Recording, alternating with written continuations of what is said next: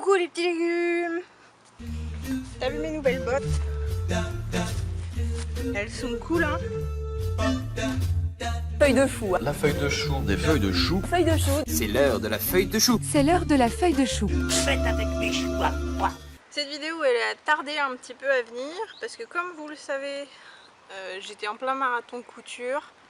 Je préparais du coup mes produits zéro déchet pour pouvoir les vendre sur les marchés, les brocantes et tout ça pour pouvoir augmenter la cagnotte dont on parlera dans cette vidéo. Madame la maire, monsieur le maire, je tiens tout d'abord à vous féliciter pour les récentes élections et vous souhaite de vivre une belle expérience. Je vous sollicite aujourd'hui dans le cadre de mon projet professionnel. Effectivement, tout juste sorti de formation agricole, je souhaite m'installer en maraîchage biologique afin de produire légumes et fruits pour les habitants locaux. Cependant, je n'ai pas encore trouvé de terrain correspondant à mes besoins. 2 à 3 hectares de terre, proche d'une route pour faciliter son accès et sa visibilité, en partie constructible pour que mon compagnon et moi-même puissions y habiter à terme. Pour rendre ce projet plus participatif et pour m'aider, j'ai lancé une cagnotte Litchi, nommée les Jardins de Zoé, et je réalise également des vidéos sur ma chaîne YouTube portant le même nom, dans lesquelles je parle de ma recherche de foncier et de mon potager d'expérimentation. Et c'est pour cela que j'ai besoin de votre aide. Vous êtes la personne la mieux placée pour m'aider à trouver du terrain et peut-être soutenir un projet d'alimentation locale et bio dans votre commune, ce qui pourrait être un réel gain de qualité de vie pour vos citoyens. Pourrions-nous nous rencontrer afin de pouvoir discuter plus amplement de ce projet ensemble ? Je me suis permise de visiter votre commune et de repérer quelques lieux qui pourraient être intéressants, et dont j'aimerais contacter les propriétaires. La liste des références cadastrales est jointe à ce courrier. Veuillez recevoir, madame, monsieur, mes plus sincères salutations. Comme vous l'avez entendu, j'ai envoyé mon petit courrier au maire. J'ai eu plein de réponses, j'ai envoyé une vingtaine de courriers, j'ai eu pas mal de réponses, notamment des réponses une réponse importante du maire dans la commune dans laquelle j'habite. Donc il doit me rappeler pour m'aider à trouver du terrain. Donc on va attendre. En tout cas il est super motivé et ça c'est plutôt cool. Il a super envie d'avoir un maraîcher sur la commune et tout ça. Et puis il est très branché bio, écolo, tout ça. Donc c'est trop cool.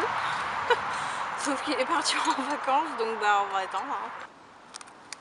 Sinon on a quand même fait des visites. On a fait 3-4 visites. Et je vais essayer de vous les résumer. Alors la première visite, on va dire, c'est un terrain constructible. 1 hectare de surface. Pas d'eau, mais qui est proche des habitations. Et il y a un poteau électrique qui traverse le champ de part en part. Et c'est assez loin de notre zone privilégiée. Deuxième visite, plus intéressante, 2 hectares, 2 hectares de forêt, constructible aussi, mais du coup très cher. Toujours pas d'eau, mais toujours proche d'habitation. Et enfin, troisième visite et troisième et dernière visite. Je dirais pas grand chose parce que le premier problème, c'est que c'était de la location. C'était un agriculteur qui voulait absolument louer un petit hectare de terre pour faire du maraîchage. L'avantage par contre, c'était qu'il y avait des serres plus ou moins posées sur le terrain déjà. Mais le problème c'est que du coup c'est difficile d'accès, c'est pas habitable et c'est vraiment juste à côté de la parcelle d'une association qui fait aussi du maraîchage. Petit point cochon. Le petit point cochon c'est juste, je vous dis juste où est-ce que j'en suis avec la cagnotte. J'ai enfin dépassé les 1000 € de vente sur Vinted, c'est trop bien. La cagnotte Litchi a un petit peu augmenté à mon anniversaire, mais c'est toujours ça de prix et c'est très très important. Merci à tous ceux qui ont participé à la cagnotte. Sur les 2 brocantes que j'ai fait, j'ai à peu près gagné 350 €. Plus toutes les ventes que j'ai réalisées sur Facebook, sur Instagram aussi, en direct aussi, puisque du coup j'ai eu des commandes après et je suis encore dans les commandes donc ça va augmenter. On est à 2900 € environ, qui vont encore augmenter d'ici les prochains jours et les prochaines semaines. Donc merci infiniment pour ça, c'est vraiment chouette, c'est vraiment trop bien. Même si ça représente que 2,3% de mon investissement total à la banque parce que j'ai commencé à prendre rendez-vous avec les banquiers et puis à voir pour le financement, etc. Ça représente pas beaucoup par rapport à l'investissement que je veux faire. Si vous avez envie que je vous fasse une vidéo où je vous explique tout, où je vous montre mon business plan et tout ça, dites-le moi dans les commentaires. Je me ferai un plaisir de vous expliquer mon projet et comment je l'ai imaginé. Comme ça vous saurez tout de ce que je prévois de faire. Ces 2900 € suffiront certainement pas du coup à constituer mon apport, donc il faut que je continue de toute façon à collecter des sous. Par contre, avec ces 2900 €, je peux m'acheter là où maraîchère et le kit de Pepper Pot de TerraTech. Si vous avez envie que je vous parle de matériel de maraîchage précisément et de marque et tout ça, bah dites-le moi aussi, je me ferai un plaisir de vous montrer les nouvelles technologies qui me semblent indispensables en tant que maraîcher. Donc je peux m'acheter ces deux choses là et je peux aussi investir dans un semoir de précision qui me permettra de faire les semis de carottes. Donc c'est du matériel qui est super important, qui est super pratique, qui fait gagner un temps de fou. Donc déjà voilà, c'est le gros matériel que je veux absolument m'acheter et du coup ils sont plus ou moins déjà payés, donc c'est vraiment trop bien. Merci beaucoup pour ça.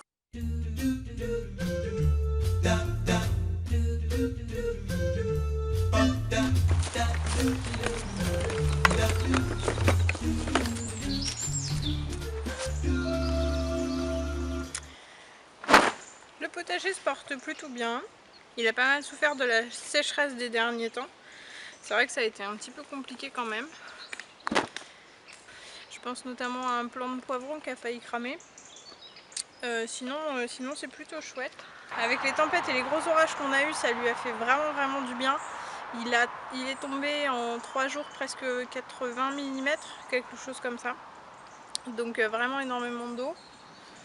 Donc ça a fait respirer une vraie bouffée d'air frais pour le potager, franchement c'est trop bien.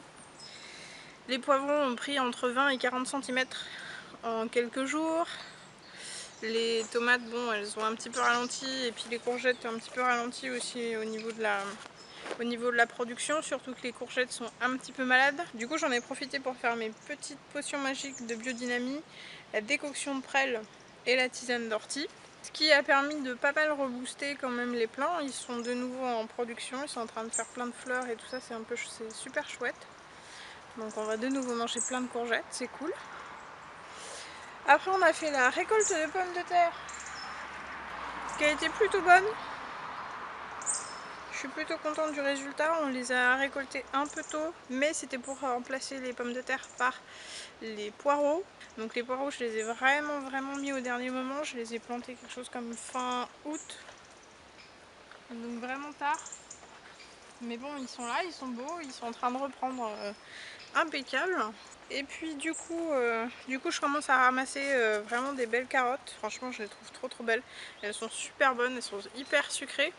Et puis elles ont un beau calibre, hein. Je pensais que dans le sable ce serait un peu pauvre, du coup il y aurait des petites carottes, mais en fait pas du tout, c'est super bien. Et donc pour préparer un petit peu l'hiver, j'ai semé entre la ligne de poireaux. J'ai fait un semi-direct d'épinards. J'ai fait un semi-direct de mâche sous les carottes que je vais bientôt récolter en entier. Et puis j'ai semé des petits pois dans mes betteraves. Bah voilà, pareil pour l'hiver. Je sais que les semi-directs de ces légumes là sont pas conseillés, sont pas recommandés. Sauf que le propriétaire de la maison dans laquelle on habite a décidé de vendre, donc il nous met un petit peu la pression pour qu'on s'en aille. Donc si jamais il faut qu'on s'en aille pour x ou y raison de cette maison dans quelques mois, j'ai pas envie de devoir tout nettoyer, de devoir flinguer des cultures. Donc je vais pas faire grand chose cet hiver je pense. Ce sera plus consacré aux itinéraires techniques et tout ça, donc voilà. On a l'immense chance dans le terrain d'avoir un puits qui est fonctionnel, qui fait à peu près 10 mètres de profondeur, quelque chose comme ça. Pendant la période de sécheresse, il y avait entre 4 et 5 mètres d'eau. Donc on l'a utilisé. On s'est pas privé. Par contre, du coup, on nous a prêté au début une pompe émergée, c'est-à-dire une pompe qui est hors de l'eau et dont le tuyau tombe dans le puits. Mais du coup, elle n'était pas assez puissante puisque l'eau était trop basse à ce moment-là. Donc c'était vraiment compliqué, ça fonctionnait super mal et tout ça. Donc du coup, j'arrosais avec l'eau de la ville. Voilà, c'était un peu galère, mais ça se fait bien. Et puis, une fois qu'on a mesuré le puits, qu'on savait exactement combien d'eau il y avait, s'il y avait suffisamment d'eau pour pouvoir utiliser ce puits, Beau Papa nous a offert une super pompe immergée, c'est-à-dire que cette fois la pompe est dans l'eau, avec un tuyau qui ressort. Et bah ça fonctionne du tonnerre, hein, je vous laisse en juger par vous-même. Vas-y quand tu veux.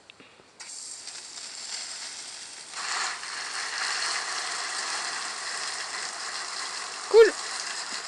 Du coup on a investi dans du matériel d'irrigation. C'est pas le top du top évidemment, hein.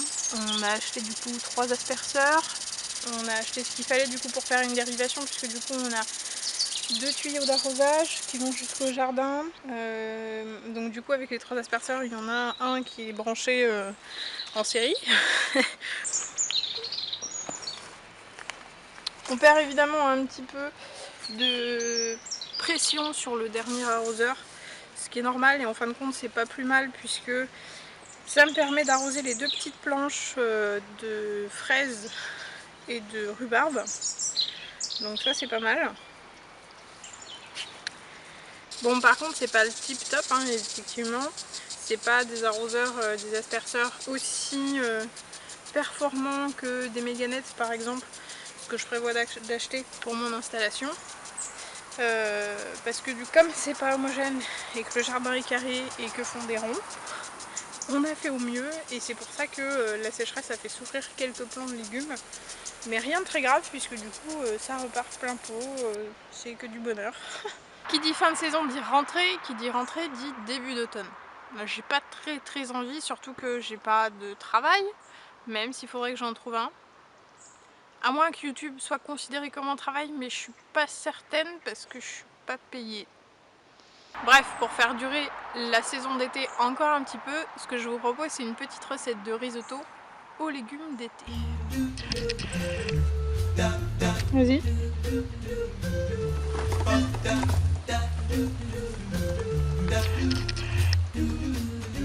C'est bon. Étape 1, on met les oignons grossièrement coupés, le riz et un peu d'huile. On fait dorer pendant quelques minutes directement dans la cocotte.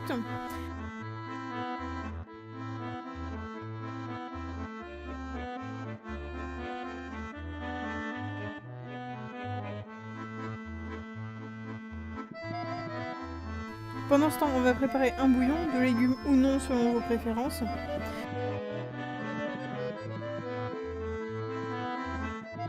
Ensuite, je vais mettre mes légumes préalablement coupés finement dans ma cuve de Cookéo.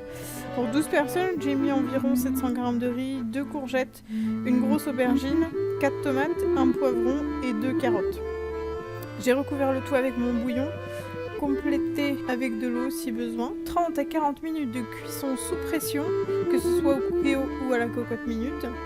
Je ne mets pas de vin blanc dans mon risotto car à la maison on ne boit pas et du coup personne ne pense à en acheter même quand on a prévu de faire un risotto. Et une fois la cuisson terminée, je vais mélanger de la crème fraîche et du fromage râpé italien à notre plat. J'assaisonne et je dresse idéalement avec une tranche de saumon fumé et une petite feuille de persil frais, c'est un régal. Et si tu veux m'aider à réaliser mon rêve, ma cagnotte Litchi est toujours en ligne. Qu'est-ce que t'as vu? T'es dans mes fleurs là, Radi? Radinette, t'es dans mes fleurs. Dis donc. Et pense aussi à t'abonner à la chaîne YouTube. Et retrouve-moi sur les réseaux sociaux, Instagram, Facebook et Twitter. Radinette? Ah si! Ouais! Tu donnes la patte? Oh bravo! C'était Zoé, future maraîchère sans terre dans le Cher. Pour Internet.